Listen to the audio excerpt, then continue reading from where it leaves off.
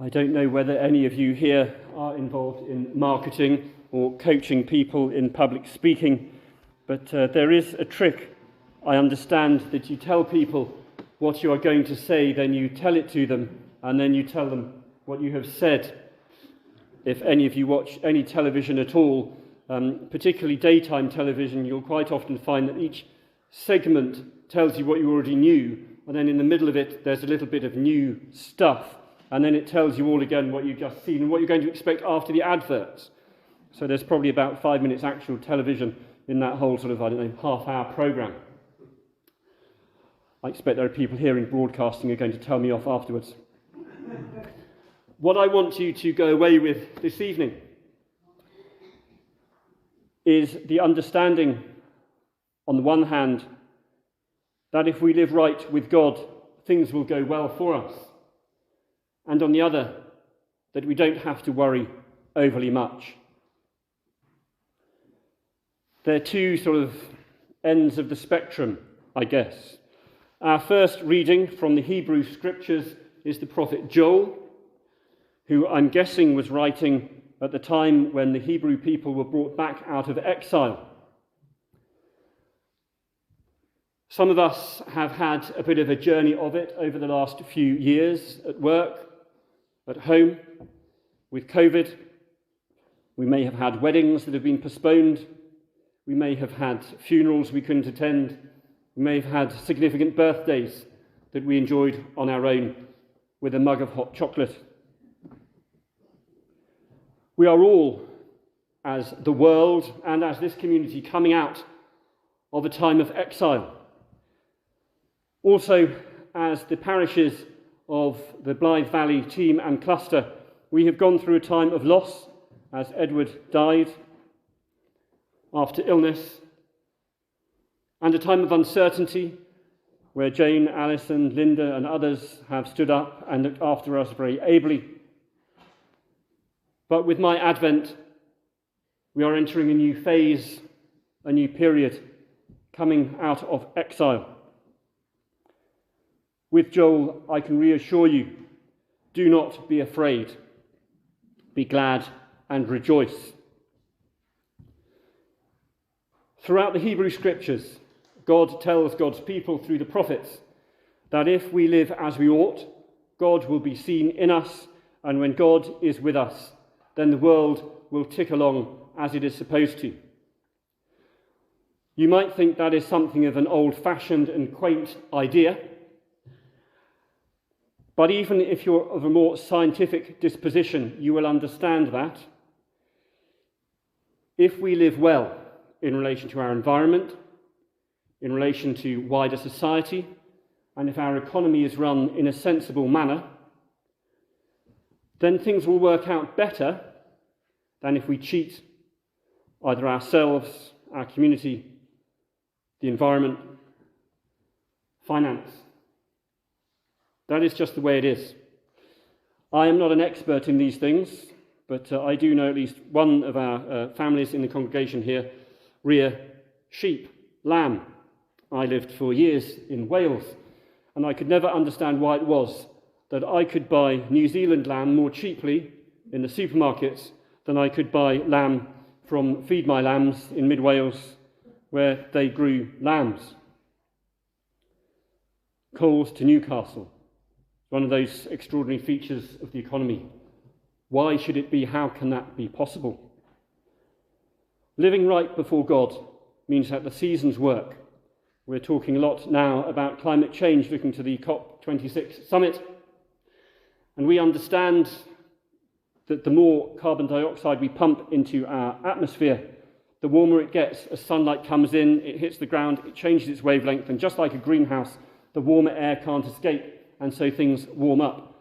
We actually need carbon dioxide in our atmosphere because we breathe it. It's one of those extraordinary features of our planet. Those of you who watch science fiction movies have to suspend your disbelief as humanoid type aliens with eyes and ears that speak American English also breathe oxygen and breathe out carbon dioxide, and that's how our atmosphere works. So of course that's how their atmosphere has to work. But this carbon dioxide oxygen mix is part of our atmosphere that is miraculous. But the more carbon dioxide we pump into it, the less our seasons work. And anyone here involved with overseas development in the majority world will know, with this water aid collection we're having on the way out, that water resources already difficult and contentious as richer nations further up dam the rivers for prestige projects. The poorer nations further down have to walk farther and work harder just for water. There is another line I will draw your attention to. I will repay you for the years that the swarming locust has eaten. There are many things that we have given up over COVID that we might feel we have lost, but God will repay us for them and make good. Living right by God will enable the world to tick over and our environment, society and economy to work more smoothly as God is with us. The second thought from the second covenant, the Gospel of Matthew, is about us not worrying. We shouldn't beat ourselves up where we have fallen short and not done what we know we ought to have done. We might come downstairs in the morning and find we've left the lights on. We might decide that perhaps we shouldn't really have made that journey. But in general, if we're aiming for a society that is more just and lives more right within environment and before God, it's the overall that we're more concerned about. Another great theme in the Hebrew Scriptures, which is picked up by Matthew, is the idea that when we live before God, we need to rest. As the nights draw in, we might be reminded of our beds earlier in the afternoon than we are in high summer. But we are designed to sleep overnight and wake and be active in the day. Plants have their seasons. Trees lose their leaves as they fill them with the toxins, changing their colour, and the leaves drop off after they've stored all their nutrients in their roots and trunk, so that in the new year, once the threat of frost, damage, and wind and rain has passed, the new leaves come out on our deciduous trees. There's a period of rest and activity. Shrews, I understand, those little mammals, they have a 20-minute cycle. Can you imagine that? I'm sure there are other creatures that also have cycles that are much more speedy than ours. But we are designed to rest. Some of you may remember, whether they're the good old days or not, I leave you to decide, when people didn't work on the Sabbath day, which was generally in rural England deemed to be the Sunday. We can have our disagreements about whether the Sabbath is a Saturday or a Sunday, but in the Holy Land in Jerusalem, the Muslim shops are shut on Friday, the Jewish shops are shut on Saturday, and the Christian shops are shut on Sunday. And it was not unusual for Christian farmers, as I've heard of Christian rugby players and Christians the world over, deciding not to be active on the Sabbath day as a sign of their faith. We may not go that far, but resting is a sign that we believe God will provide. It may not be resting on the Sunday, but it may not be ploughing and seeding and harvesting right to the edges of our fields. It might not be filling our fields with as much stock as we can. It might not be working those extra hours of overtime. It might be deciding that actually this afternoon we're going to stop early. We are going to have a long weekend.